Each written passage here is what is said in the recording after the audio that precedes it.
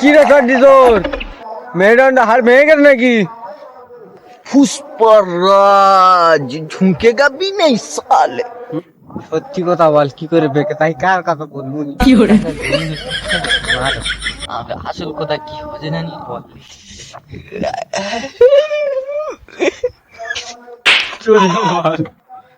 আমার পকেটে বিড়ি চুরি করতে গেছি, গিয়ে ধরা পড়েছি রে। কি করে